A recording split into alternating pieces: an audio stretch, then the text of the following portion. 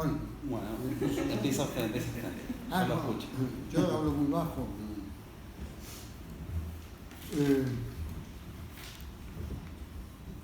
Hay una película de Hitchcock, El hombre equivocado.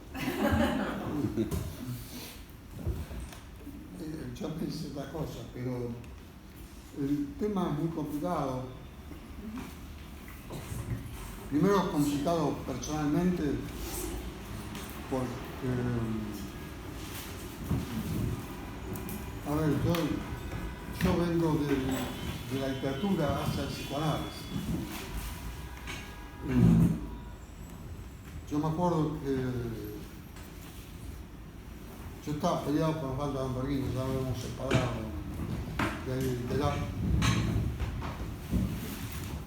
Y lo fui a ver a Machota que se iba.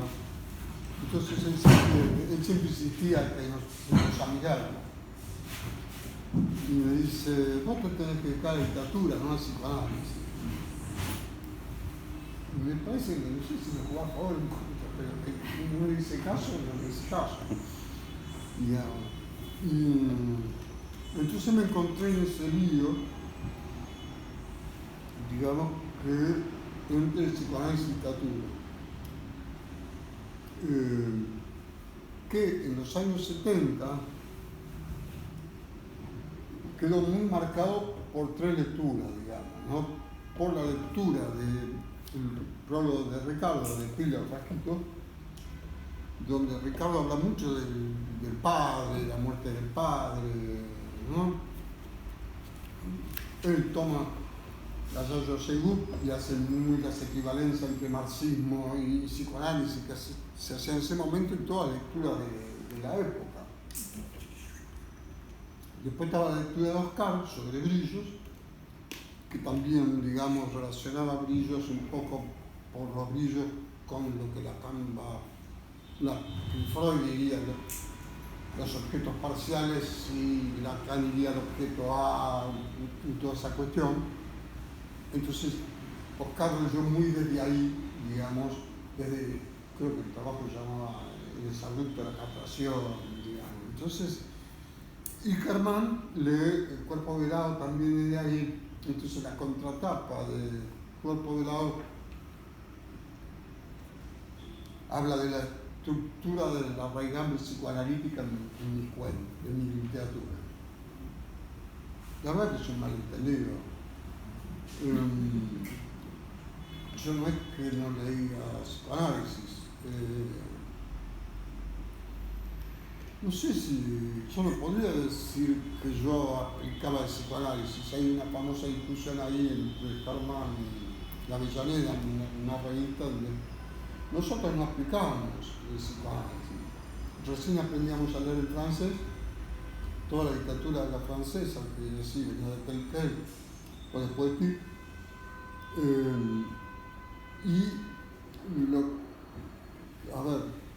Mazota marcaba mucho, digamos, como se leía, y más allá del estilo de Oscar, digamos, ¿no? En el taller de los Cedrón hubo la presentación de una revista del entonces Grupo Cero, que estaba Oscar Alemán y otra gente, estaba Oscar Temba también escribía ahí. Era el Grupo Cero con Menaza. Entonces se presentan en el taller de los Cedrón. Había mucha gente ahí en la boca, que había como 500 personas. En la mesa redonda creo que estaba Trías, estaba Germán, estaba Oscar, y Negro, no sé si está y Juan Quindal, para presentar la revista del Grupo Cero. Yo no estaba invitado a la mesa, entonces Oscar me dice, subí, yo no estaba parado. Y yo creo que dije 10 palabras y me quedé callado la boca. Entonces Oscar ahí se lanzó y dice, el mejor libro, Cancha Rayada plantea una relación conflictiva entre psicoanálisis y literatura.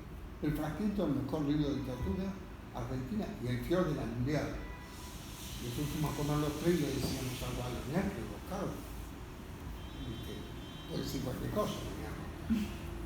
Pero esas lecturas, esas cosas marcaban mucho las cuestiones. El psicoanálisis, digo, creo que no es, lo podría decir mejor que yo, implicaba como otra manera de leer, digamos, estaba más pegado al estructuralismo, digamos.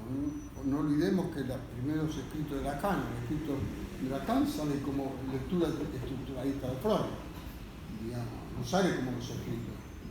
Es decir, hay un problema de mercado ahí que hace que el libro tiene que estar marcado por esa cuestión.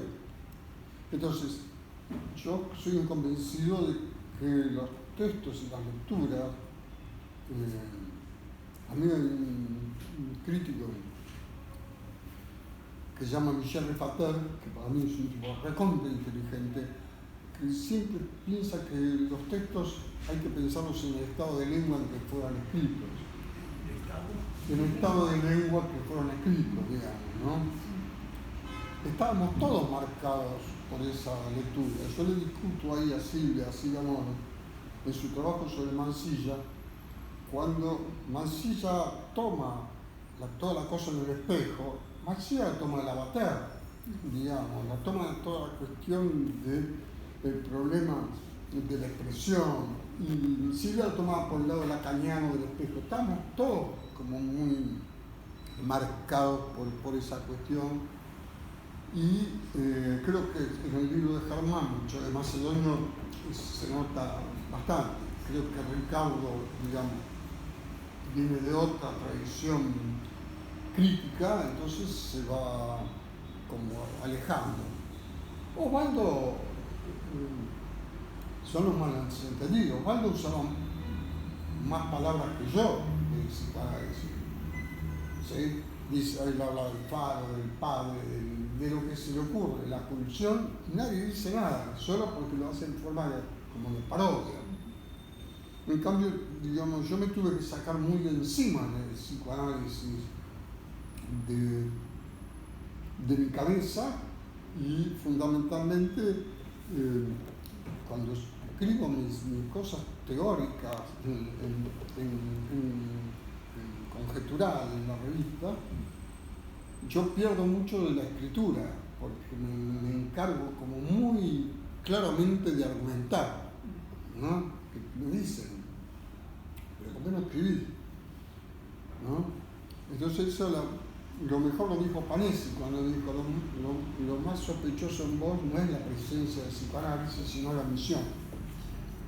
Y por Jorge lo escribió, y tenía razón, digamos, porque siempre traté de correrme respecto a eso, porque eran como marcas como muy fuertes, ¿no? Imagínense que el Fajito está 3 años sin publicarse y lo quieren sacar con un prólogo psiquiátrico, ¿sí? Lo quieren publicar con un prólogo psiquiátrico, aparece Ricardo y dice hacer el prólogo y lo podemos sacar por las ediciones Noé, ¿no? Pero había toda una cuestión de que eso estaba muy marcado por el lacanismo, porque usaba la palabra espejo, que Borges era que usaba la cansancio, mucho antes que la página.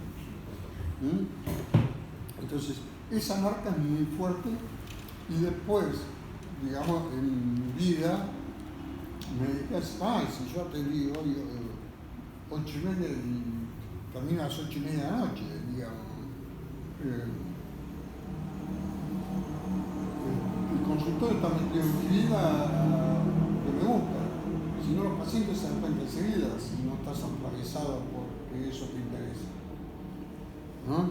Pero no insiste que efectivamente me quedé pensando después de lo de Cortázar, no de lo de Pila, de lo de Cortázar anterior, porque él me dijo, me gustaba pincharme y me dice, vos lees desde el psicoanálisis. Y es posible, digamos, ¿no? Es posible. Lo que nunca trato es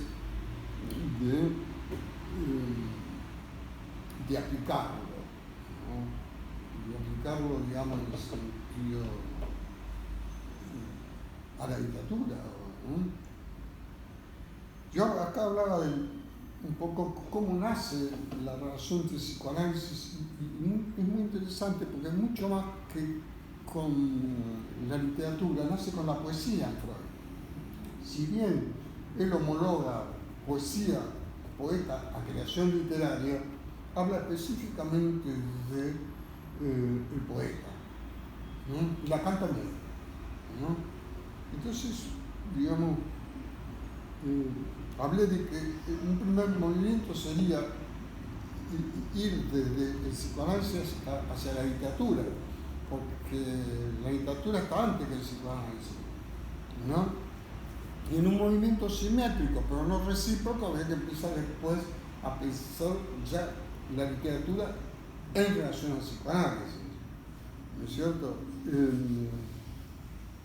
Eso nos llevaría a un trabajo muy extenso, digo, que no habría acá ni posibilidades, porque tenemos que empezar con la psicocrítica de Jean-Pierre Richard, digo, es toda una cuestión de ver cómo los aparatos críticos se van imponiendo en determinados momentos de la historia y después cómo desaparecen, ¿no? Porque me decían los chicos que en Pairón no sabía si iban a reeditar a Márquez. Y los chicos de Godot consiguieron Becker los 3 libros, la trilogía, por $5.000. Si vos lo pensabas en 70, no conseguían Becker, pero era impensable. O sea que las cuestiones van cambiando mucho. Si vos vas hoy a una librería, nosotros arrancamos, yo dirigí varias revistas de psicoanálisis, esta es la tercera. Nosotros arrancamos en el 83, con Conjetural. Vendíamos 1.500. Está agotado hasta el número 40. Del 40 al 70 empezamos a bajar. Ahora estamos haciendo entre 300 y 400. Entonces, antes había muchas librerías, digamos. Ahora está Norte, Letra Arriba, Paidós, y para de contar, digamos, porque no, incluso si vas a las librerías francesas, ¿no es cierto? Vos podés encontrar que los libros de Nacio, por ejemplo, están en toda la vidriera, digamos. Antes no era eso así, y en cambio toda la filosofía ha ocupado como un montón de espacios que antes estaba ocupado por el psicoanálisis. Yo sé que eso evidentemente ha cambiado. Esta lectura que yo decía apunta a un prejuicio, a una lectura distorsionada para mi gusto de Lacan y de Freud, orientada a reducir la creación literaria, la poesía y la literatura, a una mera ilustración psicoanalítica, ¿sí? Que se llama salvaje, pero que no tiene nada de salvaje, sino que está establecida e institucionalizada. Porque ninguno de estos dos autores, ni Freud ni Lacan, hace esa operación. Hasta podría decir que exageran y, extremando mi argumento, quizás hasta idealizan la literatura, porque la relacionan con una especie de luz o chispa que roza la verdad. Miren lo que se pregunta a Lacan. Dice, ¿estar eventualmente inspirado por algo del orden de la poesía para intervenir en el acto psicoanalítico? ¿Estás eventualmente inspirado por algo de la poesía para intervenir en tanto psicoanalista? O sea, que él está poniendo, ¿no? Dice, esto es precisamente hacia lo cual es necesario orientarnos. Dice, hacia la poesía. Porque la lingüística es una ciencia muy mal orientada. Es gracias a Jacobson, ¿sí?, a la poética y a lo que Jacobson va a plantear sobre lo que es la poesía, que sale de este quilombo. Dice Lacan, la metáfora y la metonimia no tienen alcance para la interpretación, sino en tanto que son capaces de hacer función de otra cosa para la cual se unen estrechamente sonido y el sentido, en tanto que una interpretación justa extingue un síntoma en que la verdad se especifica por ser poética. digo, como muy fuerte, ¿no? Freud es más atenuado porque está creando, está armando la cuestión, ¿no? En una carta a Friges, que son esa correspondencia que Freud tiene con Friges cuando está armando la cosa de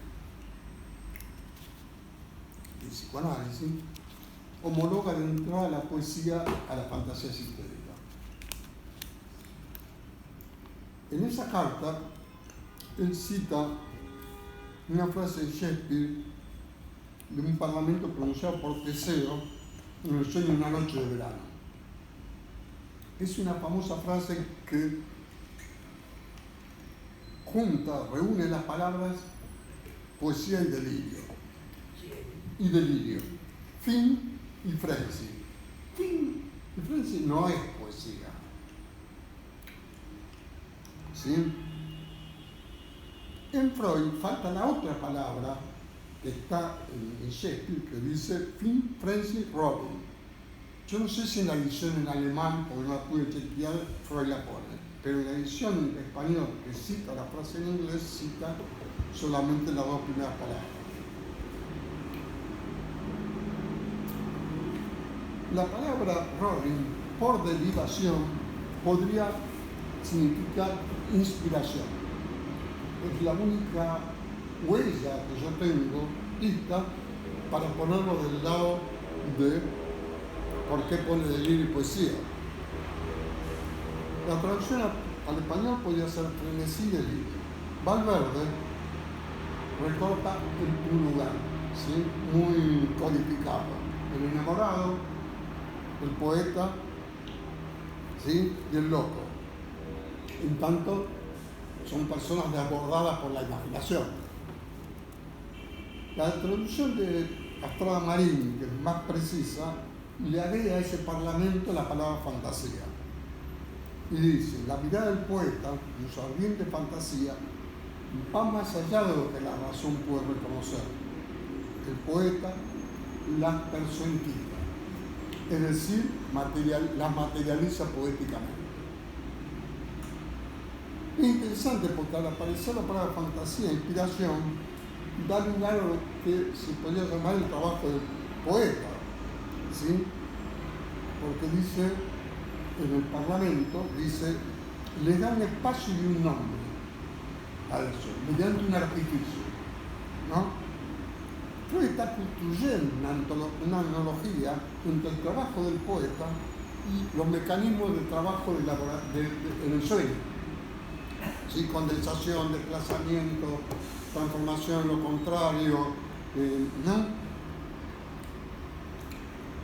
Este trabajo del poeta a mí me gustaría compararlo con lo que formula el formalista rusa Shklovsky cuando define la desautomatización, el extrañamiento, para denominar así el principio que consiste en liberar al objeto que nos es familiar del automatismo perceptivo que nos impide ver. Eso, ¿se acuerdan del formalismo ruso cuando él pone eso para, digamos, eso que no podemos ver del objeto por la percepción, podemos ver alguna otra cosa?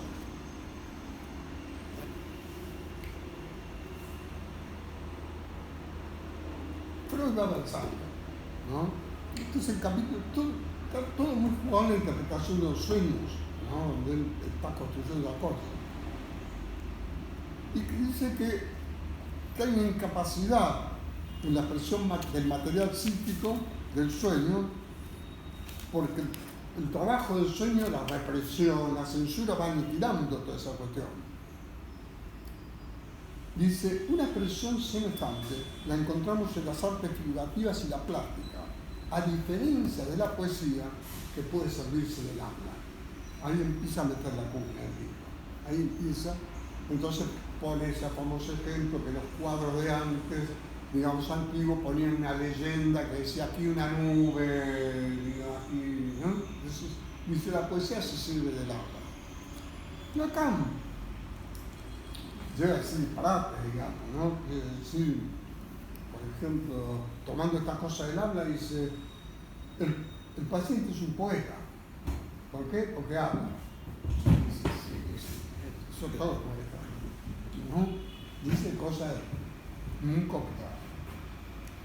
Pero Freud, digamos, en uno de los prólogos de la interpretación de los sueños, que es muy genial, Freud, en 1900, hay que inventar eso, ¿no? Imperio Austrohúngaro. Dice que las notas a pie de página, esos pequeños añadidos que él va agregando, amenazan con desbordar el orden de la exposición. ¿Qué quiere decir él? Que entre el descubrimiento y el orden de la exposición, el descubrimiento que él está haciendo y la exposición, estas notas quieren actualizar los conocimientos anteriores y juntarlos con los que él está escribiendo, ¿sí? Pero, porque dice, eso responde al rápido desarrollo que ha experimentado nuestro saber. Es decir, que el tipo va progresando en la teoría, ¿sí? En lo que va descubriendo, y el orden de la exposición no es contrario. Entonces, las notas al pie que va poniendo le dificultan, hasta el punto que dice que en próximas ediciones la sacaría. Bueno, ahí empieza a hablar de la relación entre psicoanálisis y poesía, ¿sí? Y dice una frase, dice, se dirige al psicoanalista y le señala de manera explícita que en su lectura deberán apropiarse de 4 instancias materiales de transmisión de la lengua. Transmisión de la lengua lo puse yo, que es más moderno. Dice Freud. Por otra parte, deberán procurar apropiarse de manera más íntima del rico material de la poesía, el mito, los usos lingüísticos y el folclore. Es decir, el tipo, como está en la teoría del sueño, está construyendo el psicoanálisis, dice, a mí lo que me encanta es la palabra apropiar. Digamos, ¿no? Como el tipo tiene que apropiarse de eso. Porque por otro lado es un admirador de la literatura y no, en ningún momento ni se le ocurriría explicar a Shakespeare él es para el banco de él, ¿no? Por eso decía que después, en el movimiento crítico de la cultura, se invierte, ¿no? Claro, se no puede explicar nunca la literatura, digamos, ¿verdad? ¿No? Entonces, una vez que está ese parlamento que le interesa, que es el de Shakespeare, dice que el poeta metamorfosea la lengua, es decir, la estructura de la lengua poética. Y esto es genial, ¿no? Dice, un pensamiento, porque es bien clásico, ¿no? Cuya expresión acaso está fijada, quizás por otras razones, influirá sobre las posibilidades de expresión, y ello sucede quizás de antemano en el trabajo del poeta. Si una de poesía ha de crearse respetando la rima, la segunda serie de versos es tratada a 2 condiciones. Debe expresar el sentido que le corresponde y hallar la consonancia con los versos de la primera serie. Eso es cita, dice. Pero miren la segunda parte de la cita de Freud. Se vuelve borgiano, para mi gusto, ¿no? Si tomamos lo que Borges plantea en La fatalidad de la lengua, en la indagación de la palabra, cuando Borges dice, uno veía venir a la paisana, dice, y el gaucho le dice, qué linda, tan linda, dice, y era tan linda como el sol. Y Borges se pregunta, y dice, pero ¿para qué es necesario agregar lo segundo? Dice, es la fatalidad de la lengua la que humilla y se impone al pensar, ¿no es cierto? Entonces viene la segunda parte de la cita de Freud, ¿no? Que se continúa a la anterior. Las mejores poesías son sin duda aquellas en que no se nota el propósito de hallar la rima, sino que los 2 pensamientos han hallado de antemano, por inducción recíproca, su expresión lingüística, tras lo cual una ligera reelaboración permite surgir la consonancia. O sea que él ya está rompiendo, digamos, con esa idea de rima como más o menos automática. Dice, lo más interesante es cuando, digamos, se produce esta cuestión. Freud va a hablar fundamentalmente del desplazamiento, o sea, la metonimia, de la metáfora de la metonimia, desplazamiento y condensación. Y va a hablar de la figurabilidad y desfigurabilidad del sueño. El trabajo del sueño responde a 4 mecanismos: condensación, desplazamiento, figurabilidad y elaboración secundaria, digamos, ¿no? Son todo lo que cuando nosotros recordamos un sueño, todo lo que queda como resto o cae está atravesado por este trabajo del sueño que desfigura, ¿no es cierto?, hace todas estas operaciones por las cuales a uno lo que le llega, ¿no es cierto?, digo, de tal manera que si vos contás en una sesión un sueño y contás el mismo sueño en la otra, es otro sueño, porque cambió el sujeto, entonces hay que reconocer, digamos, ¿no? Porque si no, no puede traicionar la propia historia. Es cierto, en el frasquito yo meto un sueño, en brillos, digamos, en brillos hablo del padre. Lo que nadie entiende, ahí viene mi fractura con Osvaldo, con Lamborghini. Voy contando así, forma parte de... No forma parte del Chile, forma parte de mi